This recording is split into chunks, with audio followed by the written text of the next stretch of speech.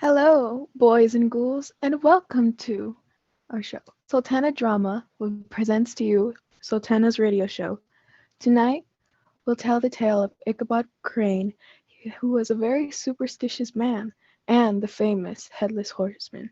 So sit back and relax as you hear the legend of Sleepy Hollow.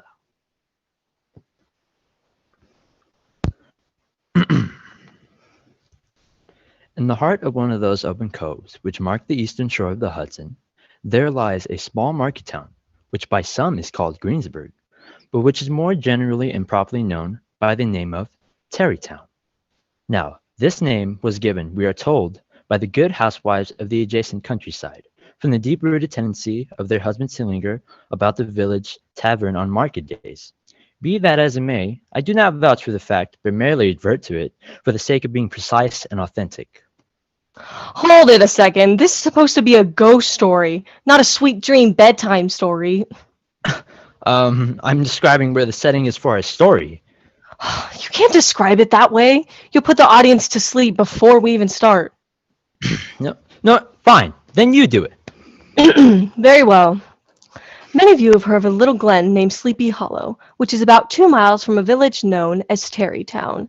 And Sleepy Hollow is said to have been bewitched by an old Indian tribe. To this day, the villagers are still somewhat superstitious. The whole neighborhood abounds with local tales, haunted spots, twilight superstitions, and nightmares. The dominant spirit, however, that haunts this enchanted region, and seems to be commander-in-chief of all the powers of the air, is the apparition of a figure on a horseback without a head. The ghost is a Hessian trooper whose head had been carried away by a cannonball in some nameless battle during the Revolutionary War. He is often seen by the country folk hurrying along in the gloom of night as if on the wings of the wind. His haunts are not confined to the valley, but also on nearby roads and especially near the church. Yes, the most authentic historians of these parts have been careful in collecting facts concerning the spectre, say that the body of the trooper was buried in the churchyard. The ghost rides nightly to the scene of the battle, looking for his head. And that rushing speed with which he sometimes passes along the hollow is him hurrying to get back to the churchyard before daybreak. Such is the significance of this legendary superstition, which has created for many a wild story in the region of shadows, and the ghost is known at all the country firesides by the name of the Headless Horseman of Sleepy Hollow. In this place of nature, there lived in a remote period of American history an unlucky fellow of the name of Ichabod Crane. I have tarried to this small little spot of Sleepy Hollow for the purpose of teaching the children. He is so tall. And skinny. He has long arms and legs. His hands dangle a mile out of his sleeves. His feet look like shovels. Look at his head. It's too small and flat on top. He has huge ears, large green glassy eyes, and a long nose. He reminds me of a weather vane perched upon his spindle neck to tell which way the wind blew. No, he reminds me of a scarecrow. I see him on a windy day on a hill with his clothes baggy and fluttering about him. His log schoolhouse was one large room. It was most creatively locked by a small branch twisted in the handle of the door and stakes set against the window shutters, so that, though a thief might get in easily, he would find some embarrassment in getting out. Mr. Crane isn't a mean teacher. I mean, I only got disciplined when I deserved it. True, he even plays with my older brother. I think he's in love with my sister, or maybe it's just my mother's cooking. Indeed, it's important for me to keep on good terms with my pupils' families. My pay from the school is small and barely enough for my daily bread. He's a huge eater. I have to make sure to get a biscuit before he eats them all. Gulp! I stay at the houses of the farmers whose children I teach. I live with them each a week at a time, making the rounds of the neighborhood, with all my worldly possessions tied up in a cotton handkerchief. He assists occasionally on the lighter work on my farm. He helps to make hay, mend fences, take horses to water, drive cows from pasture, and cut wood for winter fires. Mr. Crane is wonderful with the little ones. He would sit with the child on one knee and rock a cradle with his foot for whole hours together. Oh, and his voice, I'd pay him to teach my children how to sing. On Sundays, his voice stands far above all in the congregation. The schoolmaster is generally a man of some importance in our circle of a rural neighborhood. He's a kind, gentleman-like person, with a superior taste and accomplishments. Unlike the normal boys around here, the only one smarter than him is the preacher. Although his appearance is one to talk about around the table. Our man of letters, therefore, was happy to receive the smiles of all the country damsels, who'd mingle among them in the churchyard and between services on Sundays. He gathers grapes for us from the wild vines and recites all the epitaphs from the tombstones. And walks with us along the banks of the mill pond. He makes all the other boys look like a bunch of bashful country bumpkins. I hate the way he puts on airs and thinks he's so superior. Yeah, he's better gossip than any of those old hens. He goes from house to house, telling the town news. Yeah, and he loves a good ghost story. No tale was too gross or monstrous for his ample appetite. It was often his delight, after his school was dismissed in the afternoon, to stretch himself and read frightful tales until evening made the printed page a mere blur before his eyes. Then, as he went his way by swamp and stream and awful woodland to the farmhouse where he happened to be staying, every sound of nature at that witching hour excited his imagination. The moan of the whippoorwill, or the cry of the tree-toad, the hooting of the screech owl, or the sudden rustling in the thicket of birds frightened from the roost. The poor teacher was ready to give up, with the idea that he was struck with the witch's spell. The only way to calm my nerves and drive away the evil spirits is to sing a hymn. Onward, Christian soldiers. During the long winter evenings, he would sit with the old wives as they sat spinning by the fire and listen to their marvelous tales of ghosts and goblins, haunted fields, haunted brooks, haunted bridges, haunted houses, and particularly of the headless horseman, or galloping Hessian of the Hollow. But if there was pleasure in all of this, while snugly cuddling in the chimney corner, where, of course, no spectre dared to show his face, it was dearly purchased by the terrors of his walk home. What? What was that? What fearful shapes and shadows beset my path amidst the dim and ghastly glare of a snowy night? What's that in the snow? Oh, it's just a shrub. What was that sound? Who goes there? It must be the galloping Hessian. No, it's just me. All these, however, were just terrors of the night, phantoms of the mid that walk in darkness. And though he had seen many spectres in his time, yet daylight put an end to all these evils, and he would have passed a happy life, in despite of the devil and all his works, if his path had not been crossed by being that causes more perplexity to a mortal man than ghosts, goblins, and the whole race of witches put together, and that was a woman. Ichabod Crane had a soft and foolish heart towards Katrina Van Tassel, the prettiest girl in the area, more especially after he had visited her at her father's mansion. Old Baltus Van Tassel was a picture of a thriving, contented, liberal-hearted farmer. Say, Katharina, is that your father's land along the Hudson? Oh, yes, and he owns many birds, turkeys, ducks, and all sorts of animals. We also have the orchards over there, as well as fields of wheat, rye, buckwheat, and corn. Oh, wonderful. I can taste the roast pig now and see a spacious farmland and all the money. From the moment Ichabod laid eyes upon these regions of delight, the peace of his mind was at an end, and his only study was how to win the heart of the fair Miss Daughter of Van Tassel.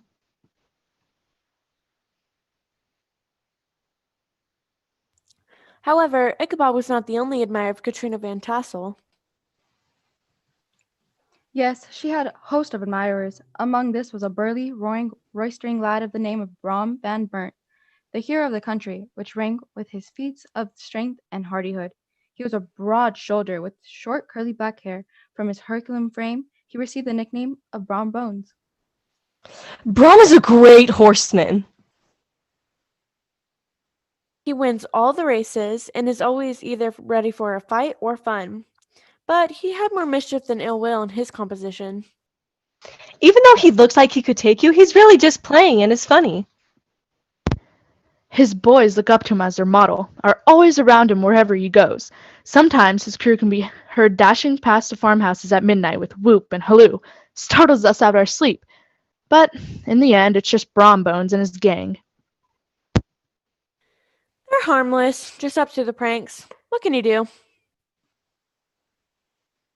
Now, I've had my eyes set on Katrina for quite some time now, although I may not show it. With all the properness of a proper gentleman, I think she's smitten on me too. Them other fellows know when Daredevil is tied up at the Van Tassel, they better be moseying along.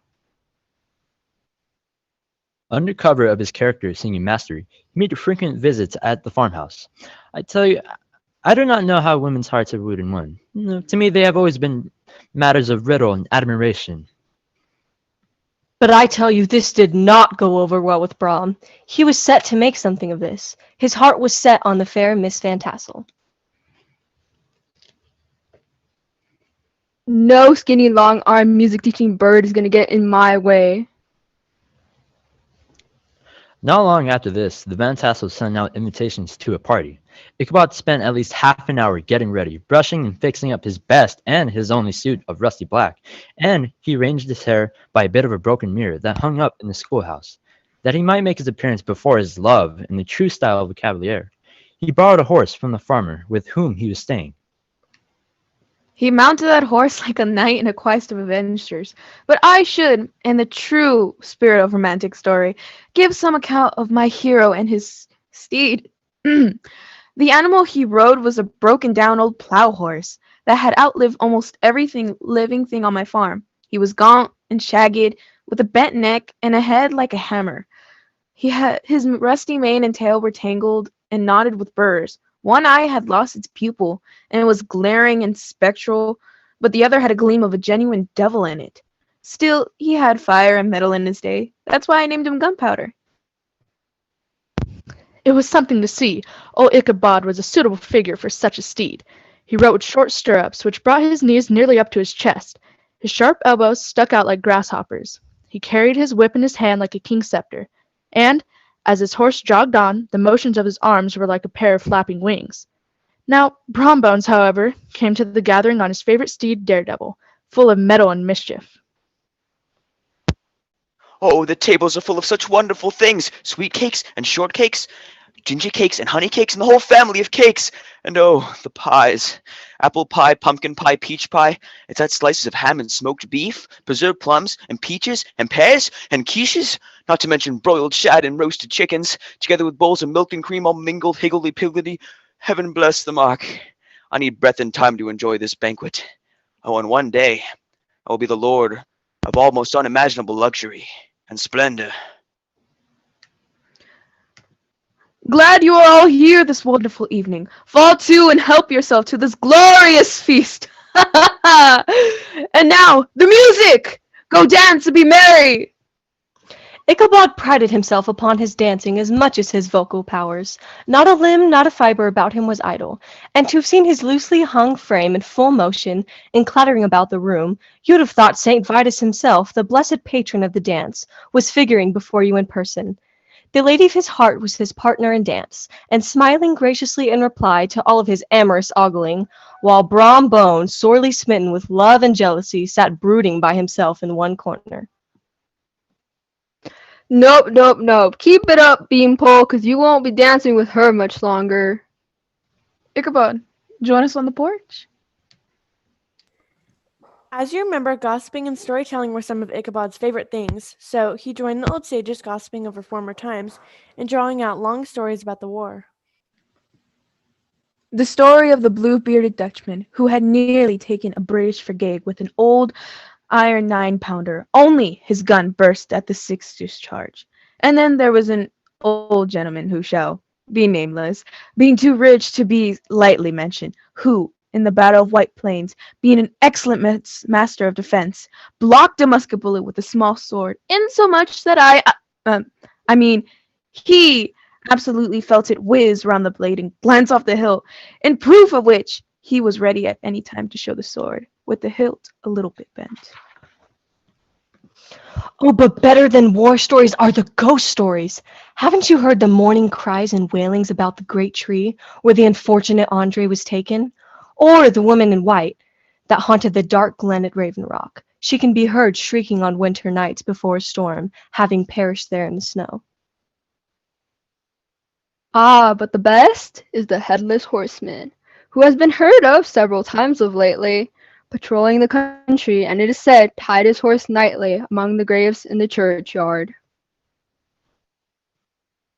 Over a deep black part of the stream, not far from the church, was a wooden bridge. The road that led to it and the bridge itself were thickly shaded by overhanging trees, which cast a gloom about it even in the daytime, but was beyond a fearful place in the darkness of night. This was one of the favorite haunts of the Headless Horseman, and the place where he was most frequently encountered. Now, you all know I do not believe in ghosts and the whatnot, but I'll tell you this. I met the horseman returning from his ride into the Sleepy Hollow, and was obliged to get up behind him. I saw how they galloped over brush and brake, over hill and swamp, until he reached the bridge, when the horse suddenly turned into a skeleton, threw me into the brook, and sprang away over the treetops with a clap of thunder. Very interesting, but let me tell you my story. This rider is nothing more than a simple jockey. One night I was returning from Sing Sing. I was overtaken by this midnight trooper. He had offered to race me for a bull punch, and I should have wanted to. For Daredevil beat the goblin horse all hollow, but just as they came over the bridge, the Hessian bolted and vanished in a flash of fire. Soon, the party now gradually broke up. The old farmers gathered together their families in their wagons, and were heard for some time riding along the hollow roads and over the distant hills. Ichabod only lingered behind, according to the custom of country lovers, to have a heart-to-heart with the heiress, fully convinced that he was now on the high road to success. Ah, there she is. She's with that Brom Bones. Why, I don't understand. Miss Van Tussle. Oh, Mr. Crane, you have met Brom, haven't you? Yes, yes, I have.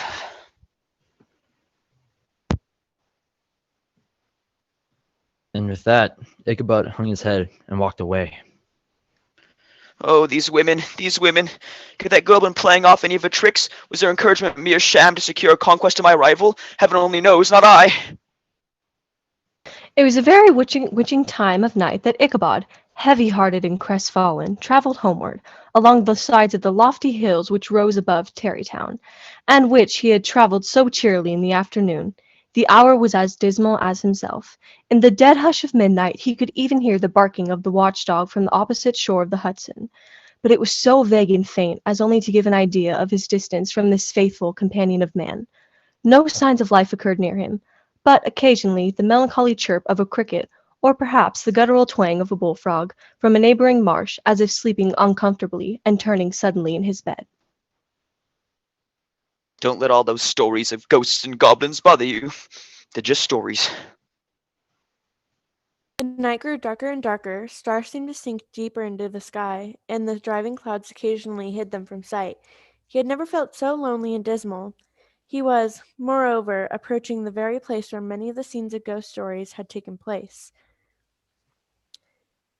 In the center of the road, with an enormous tulip tree, which towered like a giant above all the other trees of the neighborhood, had formed kind of a landmark. Its limbs were gnarled and fantastic, large enough to form tree trunks for ordinary trees, twisting down almost to the earth and rising again into the air. It was connected with the tragical story of the unfortunate Andre, who had been taken prisoner and was universally known by the name of Major Andre's tree. That's the tree.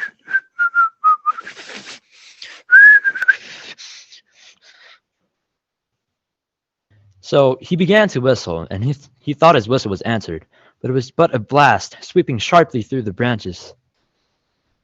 As he approached a little nearer, he thought he saw something white hanging in the midst of the tree. He paused and ceased whistling, but on looking more closely, noticed that it was a place where the tree had been scared by lightning. What's that groan? His teeth chattered, and his knees thrashed against the saddle. It was but the rubbing of one huge branch upon another, as they were swayed about by the breeze. He passed the tree in safety, but new danger lay before him. About 200 yards from the tree, a small brook crossed the road and ran into a marshy and thickly wooded glen known by the name of Wiley's Swamp. A few rough logs laid side by side served for a bridge over this stream. On that side of the road where the brook entered the wood, a group of oak and chestnuts, matted thickly with wild grapevines, threw a cavernous gloom over it. To pass this bridge was the severest trial. It was at this identical spot that the unfortunate Andre was captured, and under the covert of those chestnuts and vines were the sturdy men concealed who surprised him. This has ever since been considered a haunted stream, and fearful are the feelings of the schoolboy who has to pass it alone after dark. As he approaches the stream, his heart began to thump. He summoned up. Courage, men! However, all his resolutions, he gave his horse half a score of kicks in the ribs, and attempted a dash briskly across the bridge, but instead of starting forward, the old animal made a lateral movement and ran broadside against the fence. Ichabod, whose fears increased with the delay, jerked the reins to the other side, and kicked with the opposite foot. It was all in vain. His steed startled, but it was only to plunge to the opposite side of the road. Come now, Gunpowder. Go! Go! Go! The schoolmaster now whipped and kicked the ribs of old Gunpowder, who dashed forward, snuffling and snorting, but came to a stand just by the bridge, with a suddenness that had nearly sent his rider sprawling over his head. What was that sound? In the dark shadow of the grove, on the side of the brook, he saw something huge, misshapen, black, and towering. It stirred not, but seemed gathered up in the gloom, like some gigantic monster ready to spring upon the traveler. What was to be done? It's too late to turn and fly. And besides, what chance is there of escaping ghost or goblin, if such there is, if he could not just ride upon the wings of the wind? Come now, summon up. A show of courage. Who are you? He received no reply. I say, who are you? Still, there was no answer. Once more he kicked the sides of the immovable Gunpowder, and shutting his eyes, broke forth with involuntary fervor into a song. Onward, Christian soldiers, marching on to war. Just then, the shadowy object of alarm put itself in motion, and with a scramble and a bound, stood at once in the middle of the road. Though the night was dark and dismal, yet the form of the unknown might now in some degree be discovered. He appeared to be a horseman of large dimensions, and mounted on a black horse of a powerful frame. He made no offer of attack or friendship, but kept aloof on one side of the road, jogging along the blind side of old Gunpowder, who had now got over his fear of fright and rebelliousness. If Brom Bones can run with his galloping Hessian, I can do it. Get along, Gunpowder. Get along. The stranger, however, quickened his horse to an equal pace. Ichabod pulled up and fell into a walk, thinking to lag behind. The other did the same. His heart began to sink within him. Onward, Christian! He tried to resume his tune, but his parched tongue stuck to the roof of his mouth, and he could not utter a note. On mounting a rising ground which brought the figure of his fellow traveler in relief against the sky, showed a giant in height and muffled in a cloak. He's headless! But his horror was still more increased on observing that the head, which should have rested on his shoulders, was carried before him on the pommel of his saddle. His terror rose to desperation. He rained a shower of kicks and blows upon Gunpowder, hoping by a sudden movement to give his companion the slip. But the spectre started to full jump with him. Away then they dashed through thick and thin, stones flying and sparks flying at every bound. Ichabod's flimsy garments fluttered in the air, as he stretched his long, lanky body over away his horse's head in eagerness of his flight. Now, as they reached the road which turns off to Sleepy Hollow, Gunpowder, who seemed possessed with a demon, instead of keeping it up, made an opposite turn and plunged headlong downhill to the left. This road leads through a sandy hollow shaded by trees for about a quarter of a mile, where it crosses the bridge in the famous goblin story. Just beyond was the green knoll which stood on a whitewashed church. As yet, the panic of the steed had given his unskillful rider an apparent advantage in the chase, but just as he had got halfway through the hollow, the saddle gave way, and he felt it slipping from under him. He seized it by the pommel and tried to hold firm, but in vain, and had just time to save himself by clasping old Gunpowder round the neck. When the saddle fell to the earth, he clung to the old demon horse for his life. If I could but reach the bridge, I am safe. Just then, he heard the black steed panting and blowing close behind him. He even believed that he felt his hot breath. Another kick in the ribs, and old Gunpowder sprang upon the bridge. He thundered over the resounding planks. He gained the opposite side, and now Ichabod cast a look behind him to see if his pursuer should vanish, according to rule, and a flash of fire head at him. Ichabod tried to dodge the horrible missile, but was too late. It struck his head with a tremendous crash. He was tumbled headlong into the dust, and then Gunpowder, the black steed, and the goblin rider passed by like a whirlwind. This morning my old horse was found without his saddle, eating grass at my gate. Mr. Crane did not come to breakfast, and when the dinner hour came, no Ichabod. We got together at the schoolhouse and then looked around the banks of the brook, but there is no sign of the schoolmaster. I'm starting to worry about the poor fate of Ichabod. We set out on foot, and after diligent investigation, we came upon his traces. In one part of the road, leading to the church, we found the saddle trampled in the dirt. The tracks of horses' hooves deeply dented in the road were traced to the bridge. Beyond that, on the bank of a broad part of the brook, where the water ran deep and black, all we found was the hat of the unfortunate Ichabod, and close beside it, the shattered pumpkin. The brook was searched, but the body of the schoolmaster was not to be discovered. Since he was staying with me, I examined the bundle, which contained all his worldly effects. 2 shirts, 2 collars, a pair or 2 of socks, an old pair of pants, a rusty razor, a book of hymns, and a broken pitch pipe. He must have had all his money on him.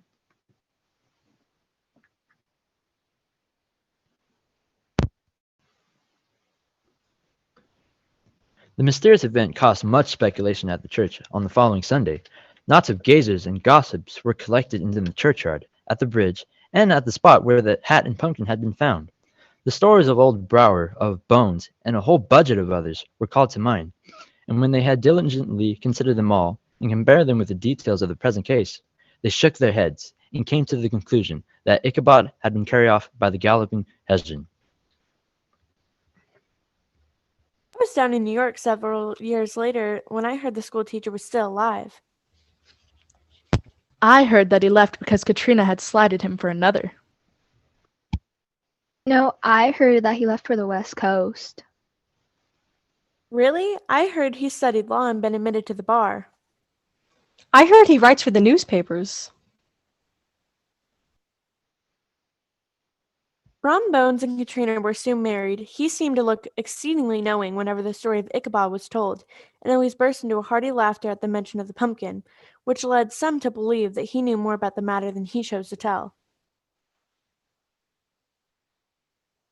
The old country wives, however, who are the best judges of these matters, maintain to this day that Ichabod was spirited away by supernatural means, and it is a favorite story often told about the neighborhood round the winter evening fire. The bridge became more than ever an object of superstitious awe, and that it may be the reason why the road has been altered of late years, so as to approach by the church by the border of the mill pond. The schoolhouse, being deserted, soon fell to decay, and was reported to be haunted by the ghost of the unfortunate teacher. And the farm boy, loitering homeward of a still summer evening, has often fancied his voice at a distance, chanting a melancholy tune among the tranquil solitudes of Sleepy Hollow.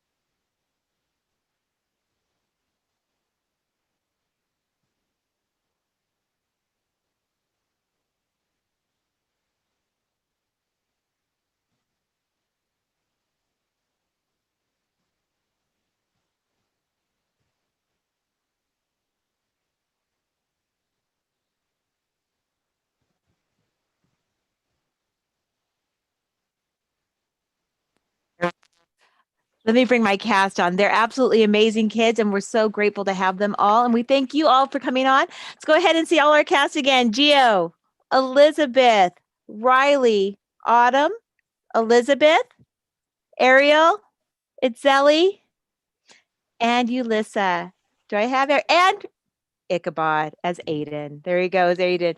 Thank you so much. And ladies and gentlemen, we are excited to bring to you our next show will be on December 17th. We will be doing our Christmas holiday showcase. So please join us then. And if for those of you that are looking for your little bit of extra credit, ladies and gentlemen, the missing word was cast the Galloping Hessian. Thank you so much. See you next time. Thanks for joining us.